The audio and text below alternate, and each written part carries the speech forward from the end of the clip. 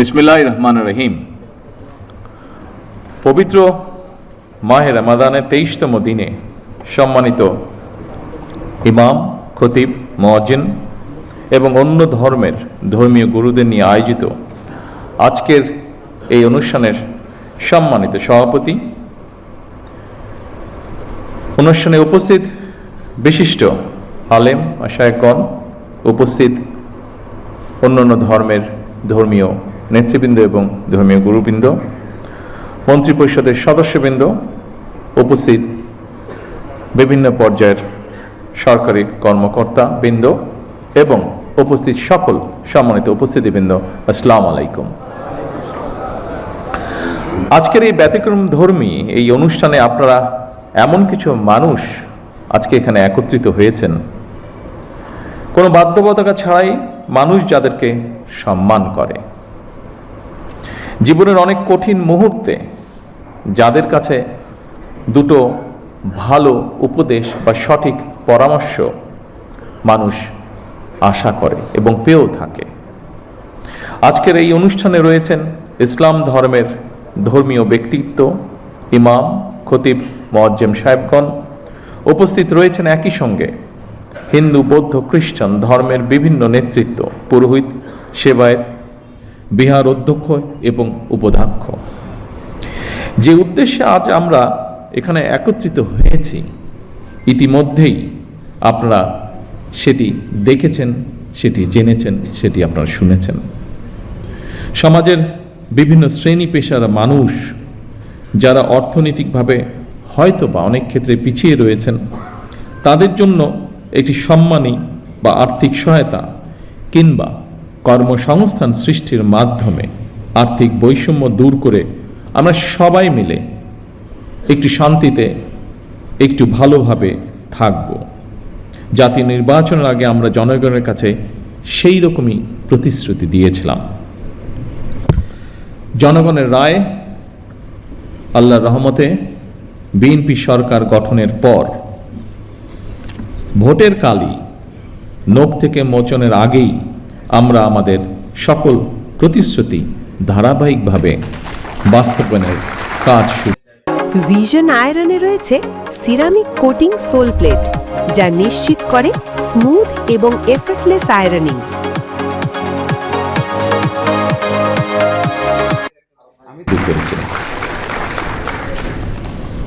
আলহামদুলিল্লাহ, এর জন্য আমি আল্লাহর দরবারে লাখো শুকরিয়া আদায় করি। সম্মানিত উপস্থিতিবৃন্দ, আপনারা দেখেছেন অর্থনৈতিকভাবে পিছিয়ে পড়া নারী সমাজের জন্য আমরা ইতিমধ্যেই ফ্যামিলি কার্ড চালু করেছি। পর্যায়ক্রমিকভাবে এই কার্ড সারা বাংলাদেশে 4 কোটি পরিবারের নারী প্রধান তারা প্রত্যেকে ইনশাল্লাহ পাবেন। আগামী 14ই এপ্রিল তথা 1 বৈশাখ থেকে আমরা ইনশাল্লাহ ফার্মার্স কার্ড বা কৃষক কার্ডের পাইলট প্রজেক্ট চালু করব। ইনশাল্লাহ আগামী 16ই মার্চ দিনাজপুর থেকে শুরু হচ্ছে আমাদের খাল খনন কর্মসূচি। আবারও আল্লাহর কাছে শুকরিয়া, আলহামদুলিল্লাহ, আজ থেকে খতিব, ইমাম, মুয়াজ্জিম এবং অন্য ধর্মের ধর্মীয় গুরুদের জন্য আর্থিক সহায়তা বা সম্মানী কর্মসূচির পাইলট প্রজেক্ট চালু হলো। দেশের প্রতিটি নাগরিকের রাজনৈতিক এবং অর্থনৈতিক ক্ষমতায়ন নিশ্চিত করার মাধ্যমে আমরা আমাদের দেশকে একটি শক্তিশালী ভিত্তির উপরে প্রতিষ্ঠিত করতে চাই, যাতে করে আর কোনো ফ্যাসিবাদ কিংবা তাদের তাবেদার অপশক্তি মানুষের স্বাধীনতা কেড়ে নিতে না পারে, কথা বলার অধিকার কেড়ে নিতে না পারে। আজ এই মঞ্চ থেকেও এইরকম একটি কথা বলা হয়েছে যে যারা ধর্মীয় গুরু আপনারা আছেন প্রত্যেকটি ধর্মের, তারা স্বাধীনভাবে যাতে কথা বলতে পারেন সেই বিষয়ে আলোকপাত হয়েছে আজকে এখানে। আমি সবসময় বিভিন্ন সময় আমার বক্তব্যে একটি কথা বলার চেষ্টা করেছি। আমি একজন রাজনৈতিক কর্মী হিসেবে দৃঢ়ভাবে বিশ্বাস করি যে দেশের নাগরিকদেরকে যদি দুর্বল করে রাখা হয় তাহলে রাষ্ট্র কখনোই শক্তিশালী হতে পারে না। এবং সেই জন্যই আমাদের ইচ্ছা, আমাদের দর্শন, আমাদের পরিকল্পনা বাংলাদেশের নাগরিকদেরকে আমরা রাজনৈতিক এবং অর্থনৈতিকভাবে ধীরে ধীরে শক্তিশালীভাবে গড়ে তুলতে চাই, যদি আমরা রাষ্ট্রকে শক্তিশালী করতে চাই। সম্মানিত উপস্থিতিবৃন্দ, ধর্ম বর্ণ নির্বিশেষে প্রতিটি শ্রেণী পেশার মানুষ তথা প্রতিটি নাগরিকের আর্থিক সামাজিক নিরাপত্তা নিশ্চিত করার জন্য সরকার রাষ্ট্রীয় সামর্থ্যের সবটুকু দিয়ে চেষ্টা চালিয়ে যাচ্ছে এবং ইনশাল্লাহ চালিয়ে যাবে। তবে নাগরিক হিসাবে আমাদের প্রত্যেকের রাষ্ট্র এবং সমাজের প্রতি কিছু দায়িত্ববোধ অবশ্যই রয়েছে, যা সম্পর্কে আপনারা কম বেশি সকলেই নিজেরাও ধারণা রয়েছে। নাগরিক হিসাবে আমরা যদি যে যার অবস্থান থেকে রাষ্ট্র এবং সমাজের প্রতি যার যার সঠিক দায়িত্বটি পালন করি, আমি এই দেশের নাগরিক হিসাবে, একজন রাজনৈতিক কর্মী হিসাবে দৃঢ়ভাবে বিশ্বাস করে ইনশাআল্লাহ দ্রুততম সময়ের ভিতরে আমরা রাজনৈতিকভাবে এবং অর্থনৈতিকভাবে একটি সুন্দর স্বনির্ভর আমাদের প্রত্যাশিত বাংলাদেশ গড়ার কাজে এগিয়ে নিয়ে যেতে পারব। সম্মানিত ধর্মীয় নেতৃবৃন্দ, দুনিয়ার কল্যাণের পাশাপাশি আখিরাতের কল্যাণের জন্য প্রার্থনার কথা পবিত্র কোরআনে কারিমে উল্লেখ রয়েছে। ইহকালীন পরকালীন কল্যাণ বিষয়ক নির্দেশনা নিঃসন্দেহে অন্য ধর্মাবলম্বী ধর্মীয় বিধিবিধান অনুযায়ী নির্দেশিত রয়েছে।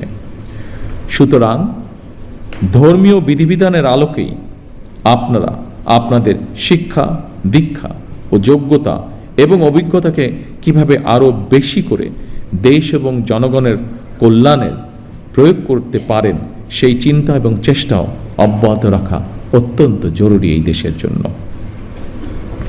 অর্থনৈতিকভাবে সমৃদ্ধ রাষ্ট্র মানুষের জীবনে হয়তো আর্থিক স্বাচ্ছন্দ্য নিশ্চিত করে, কিন্তু ধৈর্য, সততা, কৃতজ্ঞতা বোধ, শ্রদ্ধা, আনুগত্য, সংহতি, সহনশীলতা, উদারতা, বন্ধুত্ব, বিনয়, দায় কিংবা দয়া, এই সমস্ত বৈশিষ্ট্যগুলো অর্জন ছাড়া একজন ব্যক্তি মানবিক গুণাবলী সম্পন্ন হয়ে উঠতে পারে না। এই ধরনের মানবিক বৈশিষ্ট্যগুলো অর্জনের জন্য ধর্মীয়, সামাজিক, নৈতিক মূল্যবোধে উজ্জীবিত হওয়া অত্যন্ত জরুরি বলে আমি মনে করি। বিশেষ করে স্বৈরাচারের পতনের পর, বিতাড়িত হয়ে যাওয়ার পর এটি সমগ্র দেশে সকল শ্রেণী, সকল বয়সের মানুষের মধ্যে আরও বেশি প্রয়োজন। বিশেষ করে আগামী দিন যারা এই দেশকে নেতৃত্ব দেবে তাদের জন্য আরও বেশি প্রয়োজন। এই ধরনের মানবিক বৈশিষ্ট্যগুলো অর্জনের জন্য ধর্মীয়, রাজনৈতিক, সামাজিক, নৈতিক মূল্যবোধে উজ্জীবিত হওয়া অত্যন্ত জরুরি। রাষ্ট্র, সমাজ এবং প্রতিবেশ থেকে অর্জিত আচরণ থেকেই মানুষ তার শুদ্ধ জীবন এবং সুস্থ চিন্তার মানসিক নির্দেশনা পায়।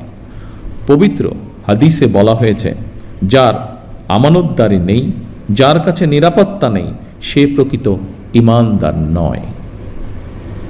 যার ওয়াদা ঠিক নেই, তার কোনো ধর্মও নেই। প্রতিহিংসা এবং সহিংসতা মুক্ত একটি নিরাপদ সমাজ বিনির্মাণের ক্ষেত্রে ধর্মের এই উদার নৈতিক শিক্ষণীয় বিষয়গুলো অতুলনীয়। আমার বিশ্বাস, একটি নৈতিক সমৃদ্ধ মানব সমাজ গঠনের জন্য প্রতিটি ধর্মেই এ ধরনের ইতিবাচক বার্তা রয়েছে। সেজন্যই সম্মানিত উপস্থিতিবৃন্দ, সকল ধর্মের সম্মানিত নেতৃবৃন্দ, গুরুবৃন্দ, একটি ধর্মীয়, সামাজিক, নৈতিক মূল্যবোধে সমৃদ্ধ মানসিকতা তৈরির ক্ষেত্রে আপনাদের মতন ধর্মীয় জ্ঞানসম্পন্ন মানুষদের ভূমিকা অত্যন্ত গুরুত্বপূর্ণ। সম্মানিত ধর্মীয় নেতৃবৃন্দ, দেশে প্রায় 3.5 লক্ষ বা তার কিছু বেশি মসজিদ রয়েছে। এর বাইরে অন্যান্য ধর্মীয় প্রতিষ্ঠানগুলো রয়েছে। আমরা সারা দেশে মসজিদ এবং এই ধর্মীয় প্রতিষ্ঠানগুলোর ধর্মীয়, সামাজিক এবং নৈতিক শিক্ষা কার্যক্রমের কেন্দ্রবিন্দুতে পরিণত করতে চাই। স্বাধীনতার ঘোষক শহীদ রাষ্ট্রপতি জিয়াউর রহমান সরকারের সময় দেশে প্রথমবারের মতন ইমাম প্রশিক্ষণ একাডেমি চালু হয়েছিল। 1993 সালে যা এখানে আমাদের আজকের একজন আলোচক উল্লেখ করে গিয়েছেন। 1993 সালে বেগম খালেদা জিয়া সরকারের সময় মসজিদ ভিত্তিক শিশু এবং গণশিক্ষা কার্যক্রম চালু হয়েছিল। বর্তমান সরকারও ইমাম মুয়াজ্জিম সাহেবদের জন্য একটি সহ অন্যান্য ধর্মগুরুদের জন্য একটি নির্দিষ্ট হারে সম্মানী ভাতা প্রদানের পাশাপাশি আপনাদেরকে আরও যোগ্যতরভাবে নেতৃত্ব দেওয়ার জন্য আরও কিভাবে রাষ্ট্রীয় উন্নয়নে আপনাদের প্রতিভাকে ব্যবহার করা যায় সেই পরিকল্পনাও গ্রহণ করার কাজে হাত দিয়েছে। বিভিন্ন সম্প্রদায়ের, বিভিন্ন ধর্মীয় সম্প্রদায়ের সম্মানিত নেতৃবৃন্দ, খতিব ইমাম মুয়াজ্জিমদের সম্মানী ভাতা দেওয়ার যে কর্মসূচি বর্তমান সরকার, আপনাদের সরকার চালু করেছে, এই কর্মসূচির অধীনে প্রথম পর্যায়ে পাইলটিং স্কিমের আওতায় মোট 4,908টি মসজিদ, 990টি মন্দির এবং 144টি বৌদ্ধ বিহারে মোট 16 জন 992 জন এই মাসিক সম্মানী পাওয়া শুরু করেছেন আজ থেকে। পর্যায়ক্রমিকভাবে ইনশাল্লাহ সবাইকে এই কর্মসূচির আওতায় অন্তর্ভুক্ত করা হবে।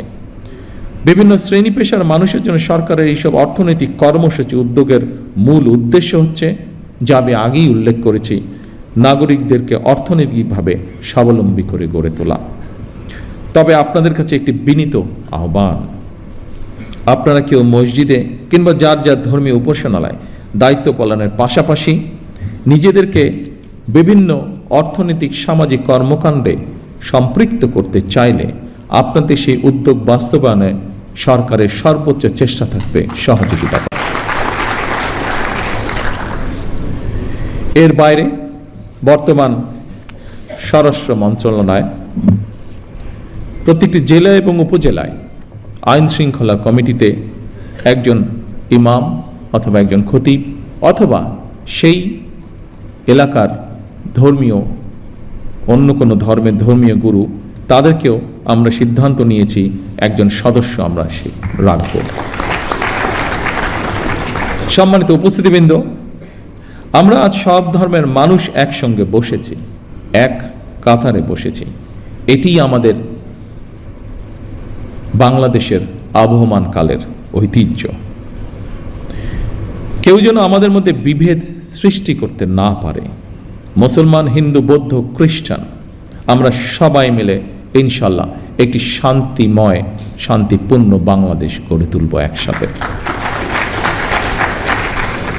সকলের জন্য আমরা গড়ে তুলব একটি নিরাপদ রাষ্ট্র, একটি নিরাপদ সমাজ, যা প্রতিটি শ্রেণী পেশার মানুষের কাম্য।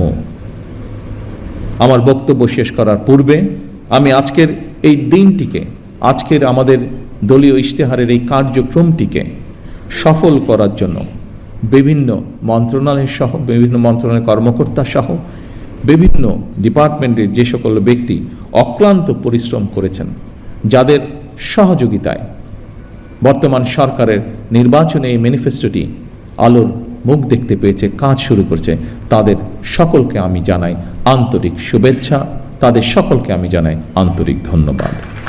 পরিশেষে আসুন আবারও আমরা আজকের এই অনুষ্ঠানের মাধ্যমে শপথ গ্রহণ করি, আমাদের এই প্রিয় বাংলাদেশকে আমরা একটি এমন দেশ হিসেবে গড়ে তুলব যেখানে আমরা সকলে, প্রতিটি ধর্মের মানুষ, প্রতিটি শ্রেণী পেশার মানুষ, আমরা শান্তিতে বসবাস করতে পারি।